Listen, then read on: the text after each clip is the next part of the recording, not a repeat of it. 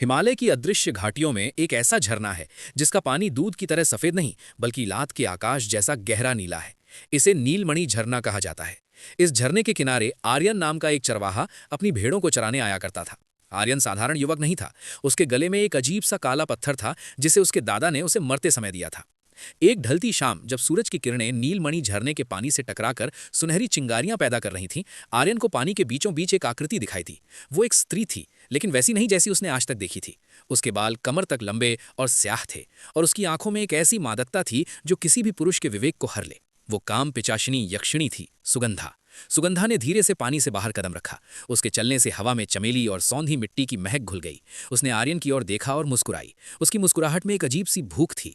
तुम यहाँ क्या ढूंढ रहे हो चरवाहे? उसकी आवाज वीणा के तारों जैसी मधुर थी।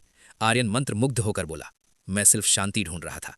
सुगंधा उसके करीब आई। उसकी उंगलियों ने आर्यन के गले के उस काले पत्थर को छुआ। शांति तो शमशान में मिलती है, क्या तुम मुझ में खोना चाहोगे?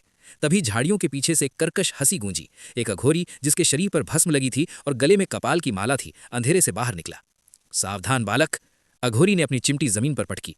ये काम पिचाशिनी प्रेम नहीं, तुम्हारी प्राण ऊर्जा ढूंढ रही है। इसके आकर्षण के पीछे मृत्यु का जाल है। सुगंधा क्रोध से फुफकारी। उसके नाखून अचानक लंबे और नुकीले हो गए। लेकिन अघोरी ने एक मंत्र पढ़ा और झरने का पानी अचानक उबलने लगा।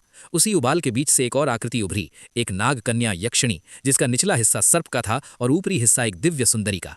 उसने कहा, अघोरी बाबा, इसे रोकने की शक्ति आप में नहीं, पाताल लोक के वासुकी नाग का आदेश है कि इस चरवाहे को पाताल ले जाया जाए, क्योंकि इसके गले में जो पत्थर है वो वास्तव में वासुकी की खोई हुई कालमणि है। कहा जाता है हजारों फीट नीचे, जहां सूर्य की किरणें नहीं पहुंचती, वहां पाताल लोक की स्वर्ण नगरी बसी है। अघोरी और आर्यन को नागकन्या एक गुप्त जल मार्ग से नीचे ले गई। सुगंधा यानी काम पिचाशिनी भी हार मानने वाली नहीं थी।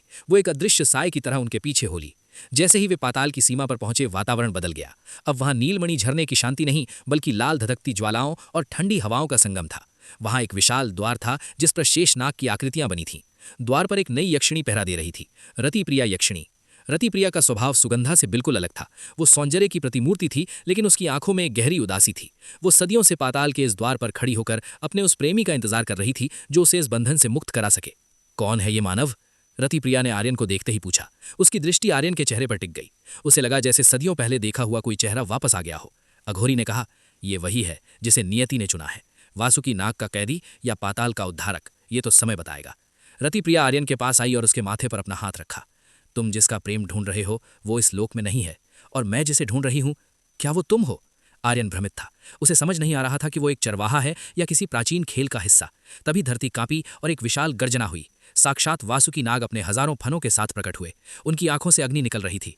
अघोरी, इस बालक को मेरे सुपुर्द कर दो। मुझे मेरी मणि चाहिए, वरना पाताल और आकाश दोनों जलकर भस्म हो जाएंगे। वासुकी की आवाज से गुफा की छत गिरने लगी। नागकन्या यक्षिणी और रतिप्रिया दोनों एक साथ आर्यन के सामने ढाल बनकर खड़ी हो गईं। अघोरी ने अपना खप्पर उठाया और तंत्र की ऐसी शक्ति जागत की जिससे पूरा पाताल लोक कांप उठा। कहानी अभी थमी नहीं है। सुगंधा यानी काम पिचाशिनी अब भी अंधेरे में घात लगाकर बैठी है। रतिप्रिया अपने प्रेम की पहचान करने की कोशिश कर रही है और आर्यन उस शक्ति को महसूस कर रहा है जो उसके गले की मणि से निकलकर उसकी रगों में दौड़ रही है। आगे क्या होगा जानने के लिए मिलते हैं पार्ट 2 में।